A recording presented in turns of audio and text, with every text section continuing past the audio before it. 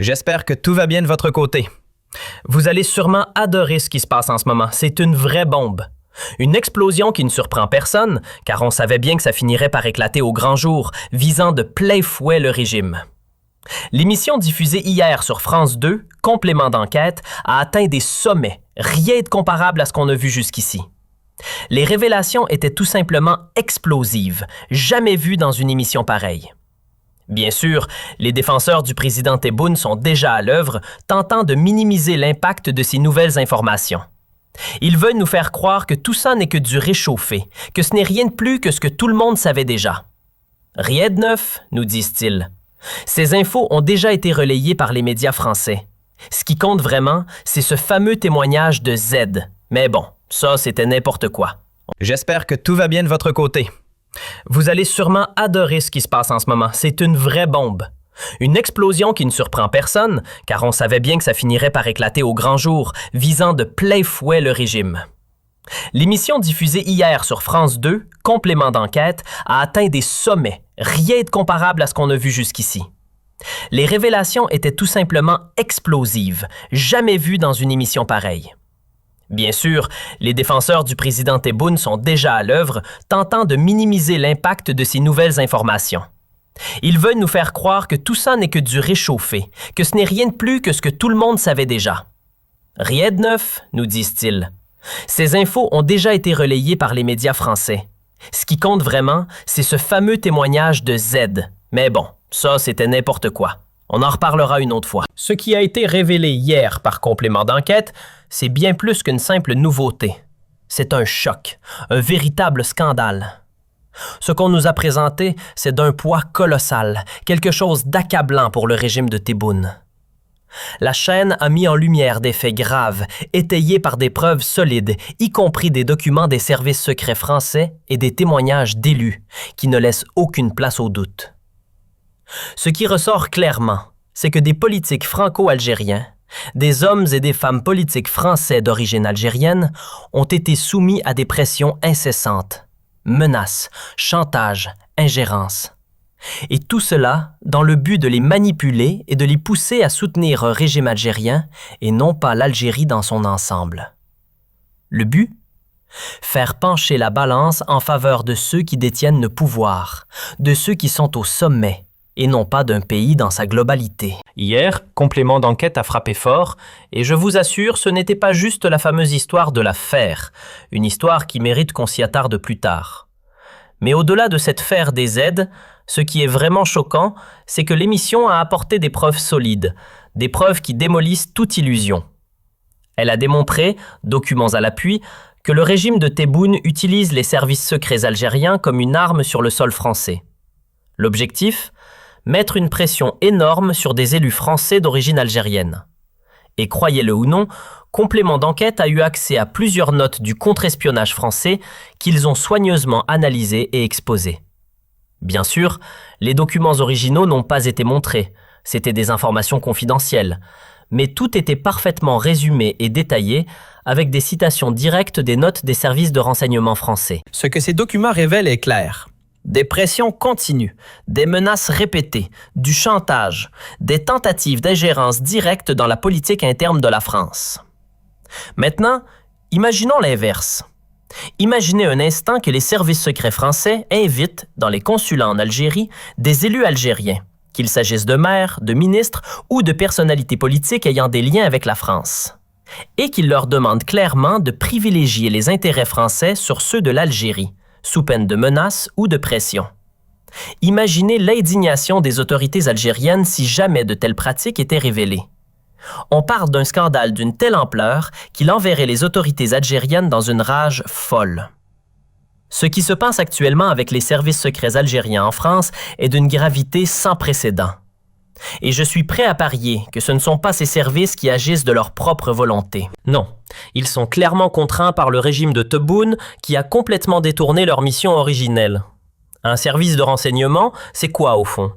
Son rôle, c'est de collecter des informations de manière discrète, subtile, sans attirer l'attention, C'est infiltrer des systèmes, écouter les bons bruits et fournir des informations de première main, exclusives, qui aident les responsables politiques à prendre des décisions cruciales pour la diplomatie internationale. C'est ce qu'on appelle les services de renseignement extérieurs. En Algérie, cela s'appelle la DDSE, la Direction de la documentation et de la sécurité extérieure. Le but, c'est de dénicher des informations précieuses en s'infiltrant dans les cercles de décision des pays étrangers, de tisser des liens et d'obtenir des données qui permettront à l'État algérien de défendre ses intérêts sur la scène internationale. Mais ce qu'on voit aujourd'hui, depuis que Tebboune est au pouvoir, ce n'est plus ça. Les services secrets algériens ne cachent même plus leurs intentions. Au lieu de se concentrer sur des missions discrètes, ils se retrouvent à utiliser les consulats pour convoquer des gens, les menacer, leur faire du chantage, exercer des pressions, et tout cela de manière publique dans des endroits comme le consulat de Créteil ou d'autres consulats où l'infiltration discrète a laissé place à une intervention brutale. Hier, le consulat de Créteil a occupé le devant de la scène, devenant une sorte de centre névralgique du scandale. Il semble que ce soit là que tout a été orchestré. L'opération AMDDZ et plusieurs autres interventions de l'Algérie en France. Ce n'est pas qu'un simple poste diplomatique, non, c'est devenu un endroit clé pour des manœuvres bien plus sombres, un lieu où des décisions inquiétantes ont été prises. Et là, imaginez un agent des services secrets qui appelle un maire, un député, voire un sénateur français pour le convoquer et lui faire comprendre que l'Algérie attend une réponse, sinon, eh bien, c'est un manque de loyauté. L'Algérie, c'est plus qu'un pays, c'est un héritage. Et si tu ne te plies pas aux exigences, tes ancêtres n'auraient sûrement pas été fiers de toi. Ajoutez à cela des promesses de soutien financier et politique, directement depuis un consulat, et vous obtenez bien plus que du lobbying. C'est une manipulation brutale, un chantage pur et simple, rien de plus.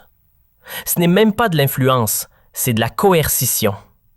Le lobbying, c'est ce que font les pays qui ont une diaspora dans des régions comme l'Europe pour influencer les décisions politiques de manière légitime, en utilisant les ressortissants comme un levier stratégique. C'est parfaitement normal et respecté. Les Marocains, les Égyptiens, les Turcs, tous pratiquent cela. Mais il y a des règles. Les services de renseignement de ces pays n'invitent pas les élus à des réunions secrètes dans leur consulat pour les menacer ou leur proposer des pots de vin. Non, ce sont des diplomates qui gèrent ça, avec intelligence, tact et professionnalisme. Ce n'est pas la brutalité qui est censée prédominer dans les relations internationales. Imaginons une scène classique de lobbying. Des élus sont invités à un dîner raffiné. Des députés d'origine algérienne, occupant des postes importants dans l'État français, sont conviés à une soirée, à une réception ou à une simple collation. On leur offre des cadeaux choisis avec soin, discrets mais significatifs. C'est ça le lobbying. Ce n'est pas juste une affaire de pression ou de politique directe, c'est une subtile danse de charme et de persuasion. Le lobbying, c'est séduire, c'est amener quelqu'un à se sentir à l'aise, à jouer sur son patriotisme, à appuyer là où ça fait sens pour lui, là où ses origines peuvent être un levier. C'est l'art de la persuasion par la finesse et la séduction. Mais attention, tout cela s'inscrit dans un cadre. Le lobbying, comme toute stratégie, obéit à des règles et à des normes. C'est avant tout un jeu de charme, une manière intelligente d'approcher une personne. Ce n'est surtout pas une question de menace. Et c'est là que ça devient grave. Lorsqu'un agent des services secrets algériens, dans un bureau, commence à menacer un élu, cela franchit une ligne. Ce genre de méthodes, comme celles révélées par complément d'enquête, sont non seulement inacceptables, mais elles nuisent aussi à l'Algérie. Elles effraient et éloignent même les membres les plus brillants de la diaspora algérienne, ceux qui pourraient réellement représenter l'Algérie dans le monde.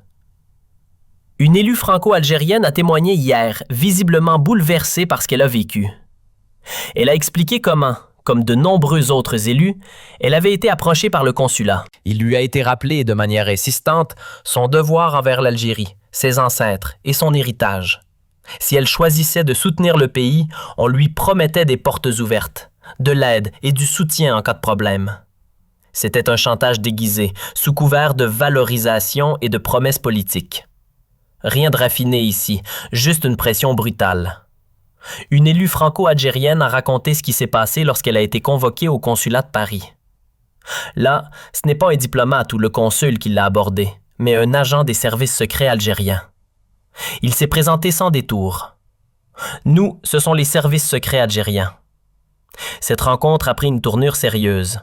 Elle a expliqué que les membres influents de la diaspora, qu'ils soient dans la politique, les médias ou d'autres domaines, ont un rôle indéniable à jouer dans le soutien au régime algérien. Ce qui est encore plus frappant, c'est que l'agent en question a poussé cet élu à prendre position publiquement pour défendre l'Algérie et à contrer les discours négatifs véhiculés dans les médias à propos du pays. Imaginez la scène. Un agent des services secrets algériens demande à des élus français d'origine algérienne de prendre la parole contre le discours officiel de leur propre pays. Si l'on inversait les rôles, que diriez-vous si les services secrets français invitaient des responsables algériens pour leur demander de contester la politique de Tebboune? Ce serait un scandale absolu, une atteinte directe à la souveraineté d'un autre État, et on parlerait immédiatement d'espionnage. Mais là, le comble, c'est que le régime algérien s'est toujours présenté comme un modèle de respect de la souveraineté nationale. Il nous répète sans cesse que l'Algérie est contre toute ingérence, qu'elle respecte les souverainetés des autres pays et qu'elle refuse toute interférence dans ses propres affaires. Pourtant, en coulisses, c'est tout autre chose. Le régime de Tebboune met en place des relais sécuritaires, pratiquant une forme de pression directe sur des élus étrangers pour obtenir ce qu'il veut. On parle souvent d'influencer les diasporas pour atteindre des objectifs politiques ou diplomatiques. C'est un procédé classique, utilisé par de nombreux pays. Le Maroc, la Turquie, l'Égypte, l'Iran, tous ces pays ont leur méthode. Et oui, la recette est bien connue. On envoie des intermédiaires, des diplomates, des hommes d'affaires, des artistes, des religieux ou même des entrepreneurs, pour charmer et convaincre les membres de la diaspora qu'ils veulent atteindre. Ces personnes, souvent issues de l'immigration, sont sollicitées pour devenir les relais d'une influence à travers des messages subtilement lancés pour soutenir des causes politiques ou défendre l'image du pays d'origine. Le processus est simple. Il ne s'agit pas de forcer, mais de séduire. On leur propose des avantages, des soutiens financiers et surtout, on leur dit « Vous devez soutenir l'Algérie, défendre son image et continuer à en parler positivement. Sinon, voilà où le bas blesse. » Dans un cas comme celui-ci, un agent des services secrets algériens ne va pas hésiter à faire pression sur un élu, un homme politique d'origine algérienne mais français de nationalité, pour qu'il soutienne la position de son pays d'origine en l'invitant à contredire les discours officiels, sinon il ne sera plus vu comme un vrai Algérien. C'est là que ça devient plus qu'une simple pression, c'est un véritable chantage. Complément d'enquête a d'ailleurs révélé de nouvelles informations choquantes à ce sujet. Une autre élue franco-algérienne de la région parisienne a raconté son expérience après avoir été convoquée au consulat d'Algérie à Créteil. Et c'est là, dans ce consulat, qu'elle a été victime de menaces et de pressions. Loin des méthodes diplomatiques habituelles, il s'agissait clairement d'intimidation. On la convoque dans un bureau et là, on lui fait la morale en douceur, avec des mots bien choisis pour l'amener à se sentir coupable. Un procédé sournois où l'on commence par expliquer les choses pour ensuite faire passer subtilement le message. Imaginez la scène. Un agent des services secrets algériens commence par vous dire « Ton pays ne sera pas fier de toi et tes ancêtres non plus. » Ce n'est qu'un début. Il poursuit « Si tu persistes à défendre cette politique, si tu choisis la France plutôt que l'Algérie, sache que l'Algérie pourrait bien te fermer toutes ses portes. » Voilà, on est loin de la subtilité, on est dans la menace pure et simple, du chantage. Ce n'est pas ça du lobbying, c'est de l'intimidation, de l'agression déguisée. Prenons l'exemple de cette élue franco-algérienne, une conseillère municipale, qui a été convoquée pour une rencontre de 2 heures au consulat d'Algérie à Créteil. Lors de cet entretien, un agent des services de renseignement algériens se présente et lui explique clairement son rôle. L'échange prend rapidement une tournure inquiétante. Cet agent lui reproche d'avoir inauguré une plaque de rue en l'honneur d'un chanteur, mais avec une mention qui les dérange, seulement sa qualité de kabyle, sans indiquer qu'il était aussi un artiste algérien. Et là, c'est le choc. Il exige que la plaque soit modifiée. Devant son refus, la menace tombe, claire comme de l'eau de roche. Nous surveillons vos activités et vos liens avec la politique française ne nous échappent pas. » Des appels téléphoniques incessants ont été passés, lui demandant de se prononcer publiquement sur son attachement à l'Algérie. C'est comme ça qu'on fonctionne apparemment. On met la pression en lui disant « Si tu n'affiches pas clairement ton soutien à l'Algérie, tu n'es pas une vraie Algérienne et tu te retrouveras sous surveillance. » Voilà de quoi il s'agit. De l'intimidation pure et simple. Ce sont des méthodes dignes des plus basses manipulations, des pratiques de mafia. C'est loin de ce qu'étaient les services secrets algériens. Jamais ils n'ont été dirigés de cette manière. Jamais. À l'époque de grands noms comme le général Ben Daoud, le général Tart Parta, ou même sous la présidence de BF, les services algériens étaient gérés avec une finesse tout autre. C'était du lobbying dans les règles. Des soirées dans de grands restaurants, des dîners privés où l'on offrait des cadeaux raffinés, des boîtes de dates de qualité, des bijoux, des présents soigneusement choisis. On mettait les Franco-Algériens à l'aise, on leur proposait un voyage en Algérie, on leur parlait de projets prometteurs dans le pays. Tout cela dans un cadre élégant, une stratégie basée sur le charme et la séduction, à la manière des Marocains, des Turcs ou d'autres puissances montantes ayant une diaspora influente en Europe. Un art subtil de convaincre. Imaginons un instant qu'on vous appelle pour vous dire « Sois fier de tes racines algériennes, sinon on te coupe les ponts. » Et tout ça parce qu'une plaque commémorative mentionne un simple détail. Il est kabyle, mais ce n'est pas suffisant pour eux. Le fait qu'il soit kabyle n'enlève en rien son identité algérienne. Mais alors pourquoi ne pas ajouter aussi « algérien » sur cette plaque? Peut-être que d'un point de vue diplomatique, c'était une demande légitime de la part de l'Algérie. Mais il y a une manière de faire les choses, une manière plus élégante. Pourquoi ne pas expliquer cela avec pédagogie, en séducteur, avec du charme et de la délicatesse? C'est de cette façon qu'on convainc les gens, par la finesse. Mais non, là où ça coince, c'est qu'on tombe dans la menace, dans la brutalité. C'est comme si les consulats algériens en France étaient devenus des lieux de pression, d'intimidation et de chantage. Ce n'est pas ainsi qu'une diplomatie digne de ce nom devrait fonctionner. C'est d'ailleurs ce qui a conduit à l'échec des services secrets algériens sous Tebboune. Utilisés comme une simple police politique, ils ont perdu leur vocation première. Un service de renseignement, ce n'est pas une force de répression. Surtout le renseignement extérieur, dont l'objectif n'est pas de menacer ou d'intimider. Non, leur rôle est de séduire, de gagner la confiance, de créer des liens pour obtenir des informations précieuses. Ce n'est pas par la menace que l'on tisse des relations solides. Les services de renseignement ont une mission bien précise. Recruter des sources, mais avec finesse et intelligence. C'est pour ça qu'on les appelle des services de l'intelligence, et non pas des services de la brutalité. Ce n'est pas un travail de gangster, pas de méthode violente, ni d'intimidation. Mais ce qu'a fait le régime Tebboune, c'est exactement l'inverse. Il parle sans cesse de souveraineté nationale, d'unité, mais au fond, il pratique l'ingérence sur le sol français, avec des manœuvres de pression, des menaces et un contrôle sur des élus français. Et tout cela a été révélé hier par complément d'enquête. C'est une situation grave, une violation de principes fondamentaux. Je serais curieux de voir comment le régime algérien justifie cela. J'aimerais vraiment entendre M. Tebboune nous expliquer si tout cela est vrai ou s'il n'y a rien à dire à ce sujet. Mais bien sûr, ils ne répondront jamais directement. Au contraire, nous verrons probablement les réactions gênées des responsables politiques français avant même la diffusion de l'émission.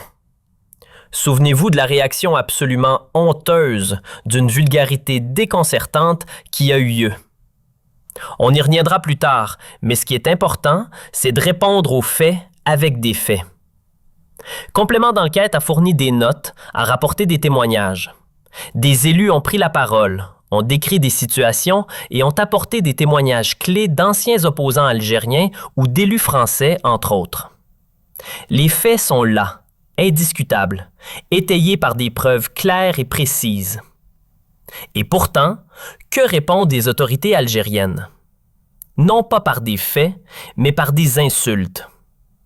Cette méthode n'a fait qu'envenimer la situation, compliquant davantage les relations déjà tendues entre l'Algérie et la France. Alors, comment ne pas voir l'augmentation du sentiment anti-algérien en France? Comment ne pas imaginer que de telles pratiques d'ingérence, de menaces et de manipulation ne vont pas nourrir les mouvements d'extrême droite? Ces groupes les plus virulents contre l'Algérie ne manqueront pas de profiter de cette crise pour faire entendre leur voix. En offrant à ces courants réactionnaires de quoi alimenter leur haine, le régime Tebboune leur tend la perche, leur offrant même des arguments pour détester, rejeter et attaquer l'Algérie. Ce n'est ni par chance ni par hasard. C'est une occasion en or que le régime leur offre sur un plateau, alimentant ainsi l'algophobie de manière flagrante. En réalité, celui qui a fait le plus pour alimenter l'algophobie en France, c'est bien le régime en place. Et ça, on l'analysera plus tard, mais il faut bien reconnaître une chose. Ce qui se passe aujourd'hui, c'est gravissime. C'est un scandale d'État. Depuis l'arrivée au pouvoir de Tebboune, la France est devenue, soyons clairs, un véritable terrain de guerre pour les services de sécurité algériens. Ce ne sont même pas des diplomates qui sont impliqués, mais bien les services de renseignement algériens engagés dans des opérations d'ingérence, d'enlèvement, de violence, de menaces et d'intimidation. C'est un véritable champ de bataille. Alors, comment voulez-vous que les Français ne réagissent pas face à cela ? Comment s'étonner qu'ils cherchent à se protéger, à riposter, à prendre des mesures contre l'Algérie, ses autorités et ceux qui collaborent avec elle ? La situation est telle que, désormais, les services de renseignement français sont obligés de surveiller tout le monde et franchement, on ne peut même pas leur reprocher. Ils ont bien raison de le faire. En France, il suffit d'un rien pour devenir un agent d'influence algérien. Un consulat, quelques contacts, et voilà. Leur objectif ? Surveiller les élus, exercer des pressions, tenter d'impliquer de la corruption. C'est d'une gravité absolue. Ce sont des méthodes inacceptables